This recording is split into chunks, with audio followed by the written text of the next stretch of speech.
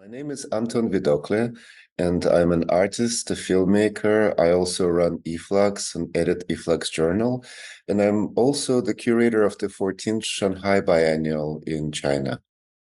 I participated in the Gwangju Biennale two times. First time was in 2012, and then the second time was a little bit later. I believe it was in 2016, and the curator was Maria Lind.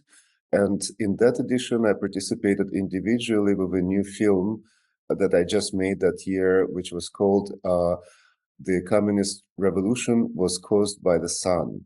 It's a part of a long-standing research project that I've been involved in now for almost 10 years, researching and making films about a very unusual philosophical movement that arose in Russia at the end of 19th century, a kind of a very futuristic movement of artists and philosophers and scientists, all basically working towards a sort of a technological immortality for humans and travel in space.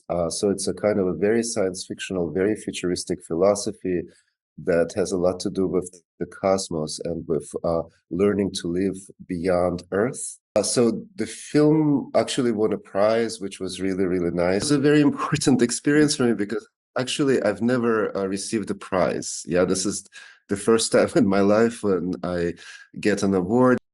It was completely unexpected for me. And it just kind of maybe showed me that sometimes if you make a really, really good work, it could be appreciated and acknowledged professionally, outside of any other considerations. And of course, it gave me a lot more encouragement because, I started making films somewhat recently, only 10 years ago. I never studied filmmaking. So in a sense, I'm an amateur filmmaker. So of course, to receive a prize in that capacity gave me a lot more self-confidence.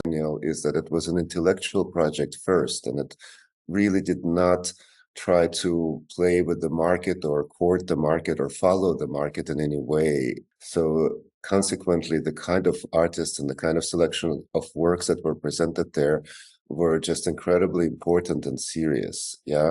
It also functioned extremely well as a forum, as a kind of a meeting place for artists from many parts of the world to come together in a place and to exchange ideas and to have dialogue.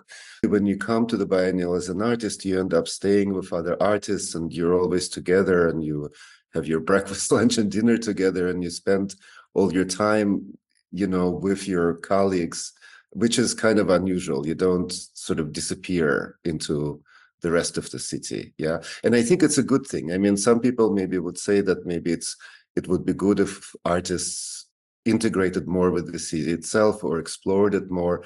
But I think it's also very, very important, this kind of focus where we get to spend time with each other because all of us work individually, and there is not so much conversation between artists these days. I think this is a very important question because biennales have been around for quite a long time, and the last 20, 25 years has seen incredible proliferation of biennales. And I think it raises a kind of a question, well, what is it?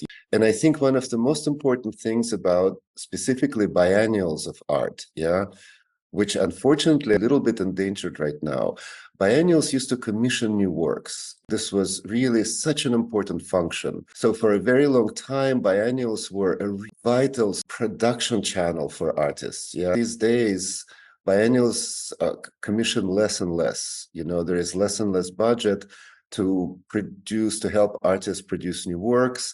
And I think this is a very sad thing, and it really needs to change. And because production is so important in art, without production, we don't have new art. I think this is a problem that most biennials and most art institutions face, because, art is very tricky. On the one hand, art since 19th century has evolved in a very sophisticated, very challenging language, and it has a history and it has certain ideas behind it. It's not only decoration, it's not only something to make people feel good.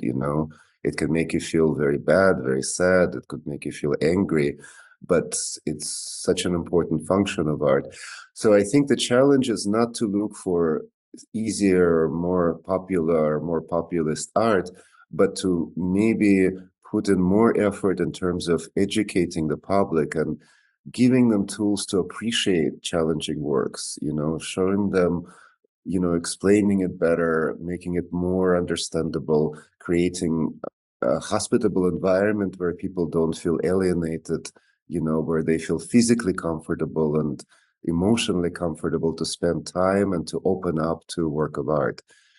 Art is very different than entertainment because you have to do a little bit of work to find the pleasure in it. Yeah, it requires your investment. Yeah, your time, your thinking, your work. Yeah, but it's an incredibly enriching experience. So I think the institution, whether it's a biennial or a museum, they should just maybe try to do more to teach people how to appreciate art and how to understand it better.